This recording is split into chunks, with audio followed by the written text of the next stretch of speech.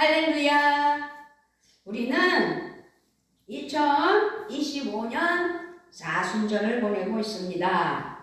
어느덧 3월 23일 주일이 되었어요.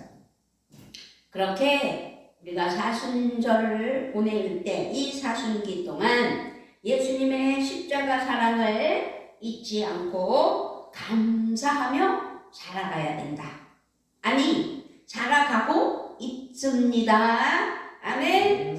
그렇게 우리는 우리 자신을 많이 생각하며 돌아볼 수 있는 시간들이 되어야 되겠지요. 우리가 얼마나 연약한 존재인지요. 또한 인간의 탐욕이 가져오는 재앙이 얼마나 무섭고 험악하고 거기다가 두려운지요. 그러므로 우리는 예수님의 십자가 사랑으로 승리하며 예수님의 사랑 안에서 살아간다는 사실을 잊어서는 안 될 줄 믿습니다. 우리가 얼마나 하나님을 그런데 나도 모르게 주변 저곳으로 저 멀리 뒤로 몰아내고 나 중심으로 살았는지를 생각해보는 이 사순기가 되었으면 좋겠습니다. 이탈리아 룸바리디아라는 병원의 한 의사는 신앙이 없는 사람이었어요. 믿음도 없고 어떤 종교도 없는 사람이었지만 이렇게 호소했다고 합니다. 지금 우리에겐 하나님이 필요합니다 라고요. 그렇습니다. 아니, 믿음도 없고 종교도 없고 신앙도 없는 이가 하나님이 필요하다고 했다는 사실은 얼마나 절박하고 얼마나 힘들었기 때문에 자신이 힘든다기보다는 그 시대, 그 시기, 그 환경, 그 모든 조건들이 하나님이 필요하다. 어때요? 우리 대한민국도 지금 하나님이 필요하지 않을까요? 우리 모두는 하나님의 자비하심과 은총만을 간절히 구할 수밖에 없는 지금 이때라는 사실을 기억했으면 좋겠습니다. 아멘. 그렇습니다. 그래서 우리는 예수님의 십자가를 잊어서는 안 돼요.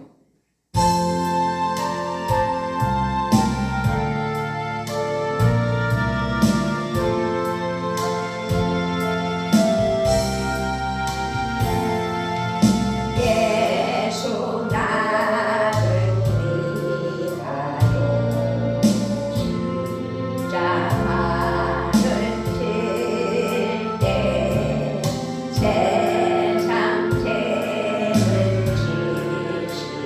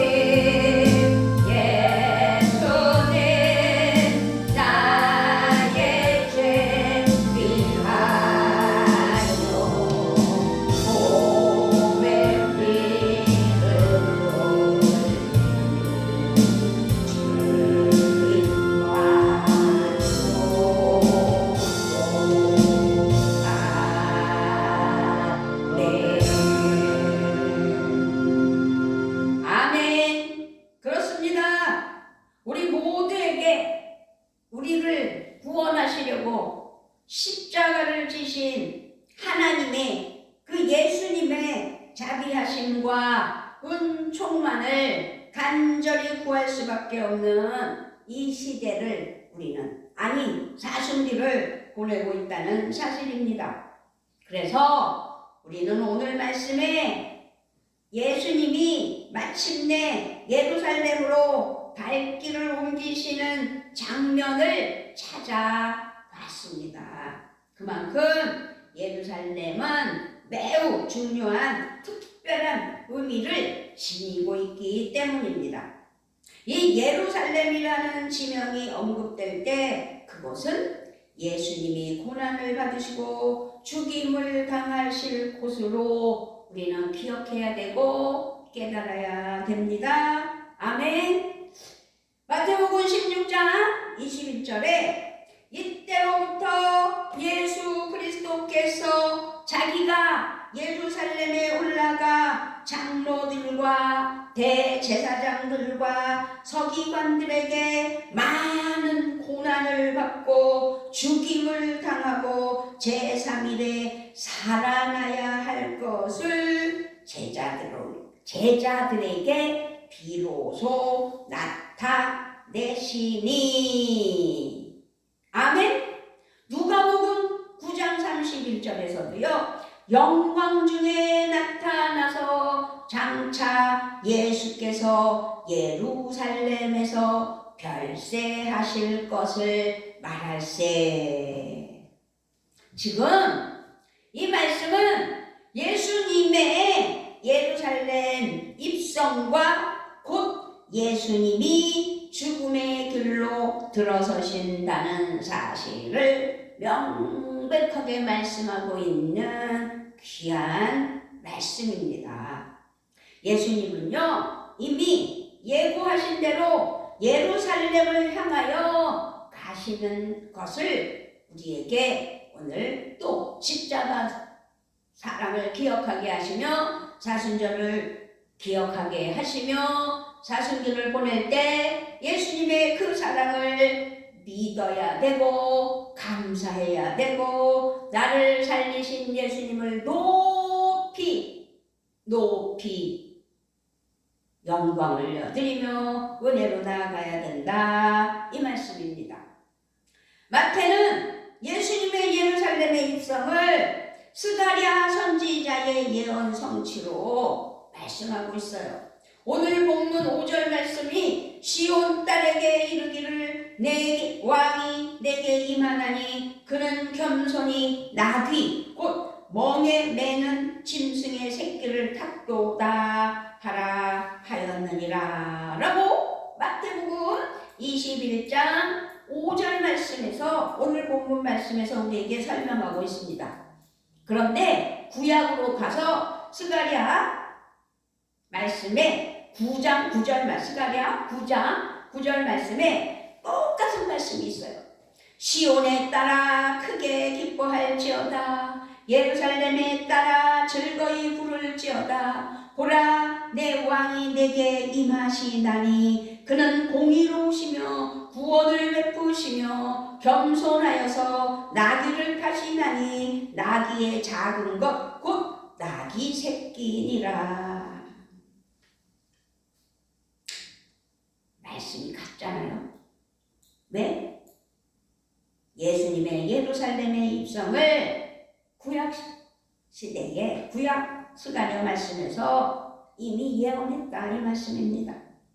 그렇게 예수님은 하나님의 아들로서 하나님과 동등된 입장에서 이 땅에 인류를 위하여 구원을 위하여 살리시기 위하여 오셨다는 사실입니다.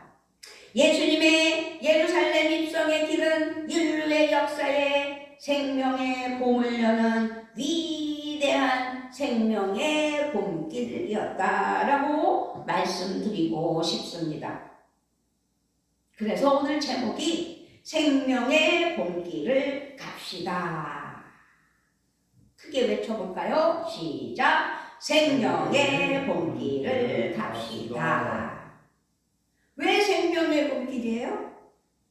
예수님의 예루살렘 입성은 시기, 계절이 봄이라는 사실입니다. 우리 대한민국에서 사순기를 맞이할 때가 항상 새해를 맞이하고 1, 2개월을 지내 3월쯤 됐을 때 사순절이 시작되거든요. 그렇게 예수님의 사명, 생명의 봄길을 가시는 길, 그 길을 우리도 사순기 동안 예수님의 십자가 사랑을 기억하며 생명의 봄길을 가자라는 의미로 말씀드리고자 합니다. 그렇습니다. 그렇게 사순절 시기는 생동하는 봄이라는 말이지요. 그래서 생명의 봄길을 가자는 말씀입니다. 누가복음 19장 10절에 인자가 온 것은 잃어버린 자를 찾아 구원하려 함이니라. 아멘. 이것이 예수님의 사명의 말씀이에요. 예수님은 인류를 구원하기 위해 이 세상에 오신 것이 확실합니다. 사명 선언문처럼 누가복음 19장 10절 말씀에서 말씀하셨기 때문입니다. 인자가 온 것은 잃어버린 자를 찾아 구원함이니라. 그 목적을 이루시기 위해 죽음이 기다리는 예루살렘까지 가시는, 그래서 십자가를 지시는 은혜, 죽임을 당하시려고 그곳에서 잡히시는 은혜, 예수님의 사명은 오직 죽음으로써 이룰 수 있는 사명인가? 라는 것을 생각해 볼 수 있는 오늘이 되셔야 될 줄 믿습니다. 아멘.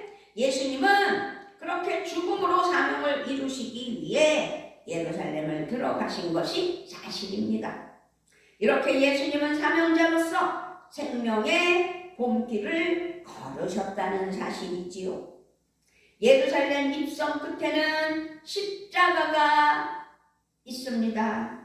예수님은 십자가의 사명을 피하시지 않았습니다. 우리의 삶은 그래서 생각해 봐야 돼. 이 사순기에 생각해 봐야 돼. 나의 삶은 어디를 향하고 있는 것일까? 돈을 쫓아가는 것일까? 부를 쫓아가는 것일까? 나에게 유익을 줄 사람을 쫓아가는 것일까? 우리 대한민국을 생각하면 엄청 혼란 시대가 왔어요. 2025년 나라의 혼란한 이때에 우리는 우리의 사명을 굳게 잡고 있는지, 내가 참 신앙인으로서 예수님의 그 사랑을 본받아 제대로 믿음 안에서 승리하며 살아가고 있는지 말입니다. 우리는 삶의 자리에서 거룩한 하나님의 자녀로서 빛과 소금의 삶을 살아가기에 힘쓰고 있는지 말입니다. 우리가 걷는 사명의 길은 그래서 말씀합니다. 넓은 길이 아니라고요. 마태복음 7장 13절에서 좁은 문으로 들어가라. 멸망으로 인도하는 문은 크고 그 길이 넓어 그리로 들어가는 자가 많고. 우리가 가는 믿음의 길은 인기 있는 길, 큰 길이 아니라는 사실이죠. 그런데 여기 마태복음 7장 13절에서는 어떻게 해요? 멸망으로 인도하는 문은 크고 그 길이 넓어 그리로 들어가는 자가 많고, 보기에 좋아서 그리로 들어가는 자가 많다는 거죠. 그렇지만 우리는 생각해야 돼요. 기억해야 돼요. 좁은 문으로 들어가라고 명령하신 이 명령어를 기억해야 될 줄 믿습니다. 넓고 편한 길이 아니라는 사실입니다. 믿음의 길은 인기 있는 길이 아닙니다.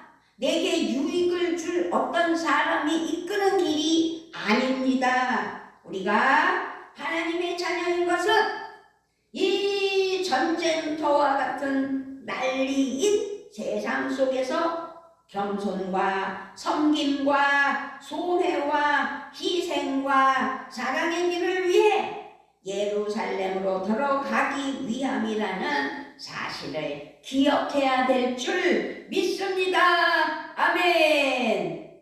많이 힘들지요. 지쳤죠.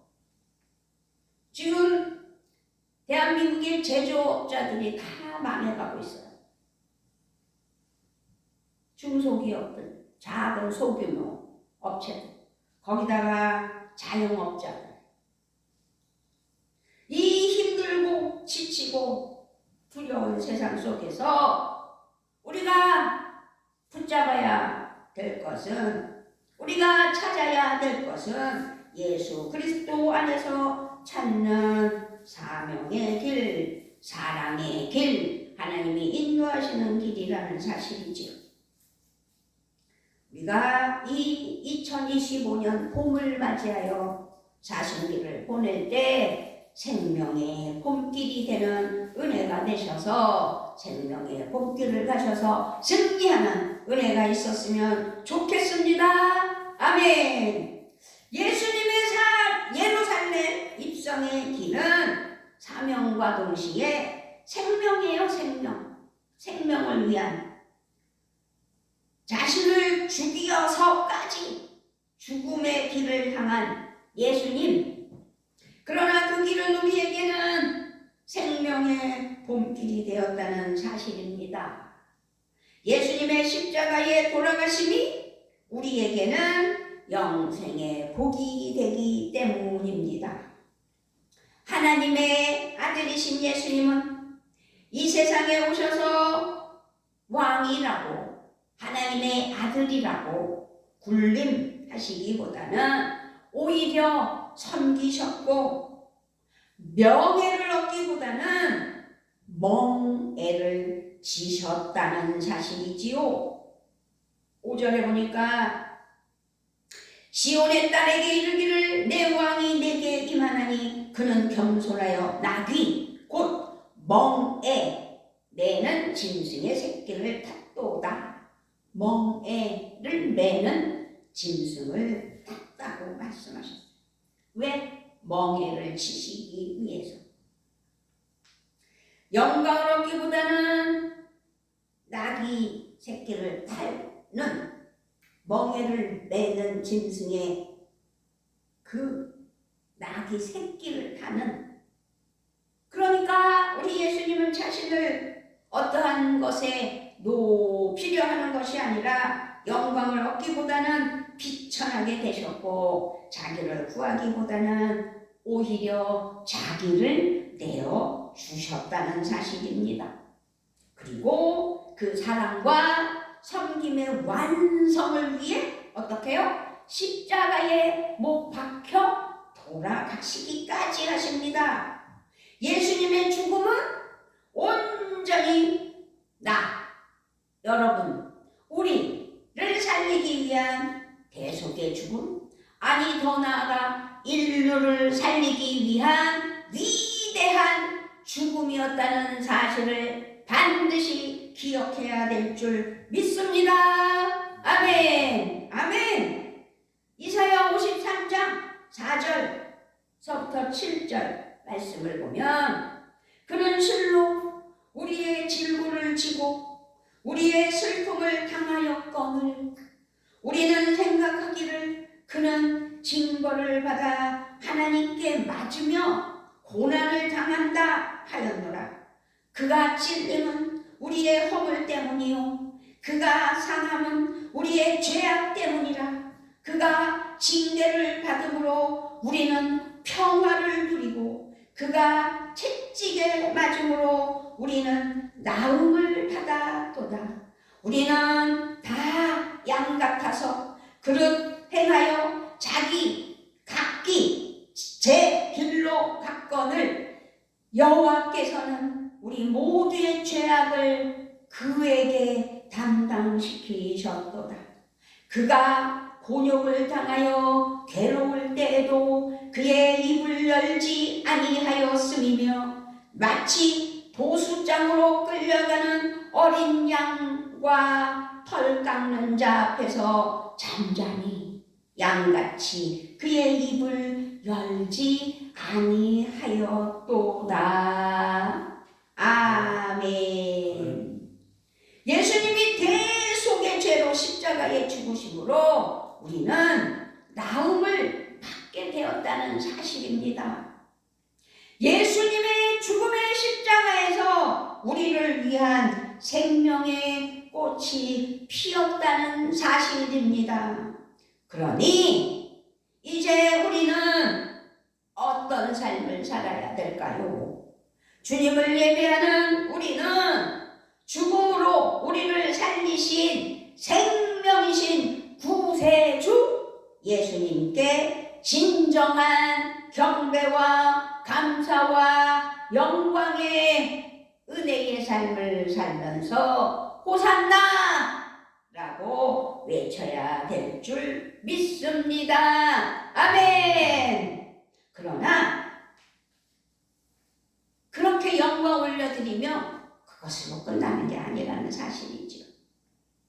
우리를 위해 생명의 씨앗이 되어주신 주님은 우리도 그런 주님처럼 생명의 씨앗이 되라고 말씀하심을 잊어서는 안 됩니다. 요한복음 12장 24절에서 내가 진실로 너희에게 이르노니 한 알의 밀이 땅에 떨어져 죽지 아니하면 한 알 그대로 있고 죽으면 많은 열매를 맺느니라. 아멘. 우리는 어떻게 해요? 생명의 씨앗인 미랄이 될 수 있을지 자신을 생각해 봐야 된다는 사실입니다. 아멘. 우리 가정에는 신실한 씨앗, 그 씨앗이 되어 미랄로 죽어 하나님의 영광을 드러낸 귀한 순교자가 있잖아요. 우리 큰아들 신승호는 정말 하나님의 말씀대로 하나님 앞에 쓰임받았다는 사실입니다. 우리는 그 믿음, 그 은혜, 그 모든 것들을 잊어서는 안 되고, 그래서 하나님께 영광을 올려드리며 은혜로 순교자가 되어 하늘에서의 나팔수와 이 땅에서 또 하나님이 쓰시려고 나팔수로 쓰게 하시는 귀한 작은 아들 신승관, 반드시 하나님께서 도구로 써주시는 은혜가 있다는 사실을 기억하면서 우리가 간절히 중보하고 친절한 마음과 섬김의 손길이 되어 이 땅에서 살아가는 은혜가 있어야 될 줄 믿습니다. 아멘. 우리는 어느 곳에든 어떤 상황에서든 그래서 하나님의 미랄이 되어 생명의 봄길을 맞이하여 은혜의 길을 걷는 사순절 기간을 보내면서 추억하는, 그리고 기념하는 예수님의 십자가 사랑을 감사하는 축복된 은혜의 삶이 되시기를 예수님의 이름으로 부탁을 드리며 축원합니다. 아멘. 예수님은 그렇게 우리를 위하여 십자가를 지셨습니다. 예수님께서 그렇게 사명과 생명의 봄길을 걸으심으로 우리에게는 참 평화가 은혜로 주어졌다는 사실을 또 감사하며 기억해야 될 줄 믿습니다. 예수님이 생명을 주셨습니다. 우리가 새로운 존재가 되었습니다. 평화를 주심으로 복된 삶을 살게 해 주셨다는 사실입니다. 예수님이 친히 십자가에서 화목 제물로 자신을 내어 주셨기에 하나님과 원수였던 우리는 하나님과 화해하고 하나님의 자녀가 되었다는 사실입니다.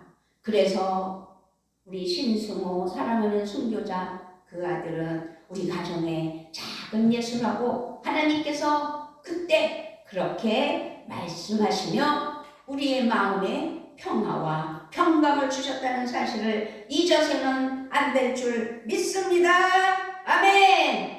에베소서 2장 14절부터 16절 말씀에 그는 우리의 화평이신지라 둘로 하나를 만드사 원수된 것 곧 중간에 막힌 담을 자기 육체로 허시고 법조문으로 된 계명의 율법을 폐하하셨으니 이는 둘로 자기 안에서 한 세 사람을 지어 화평하게 하시고 또 십자가로 이 둘을 한 몸으로 하나님과 화목하게 하려 하심이라 원수된 것을 십자가로 소멸하고.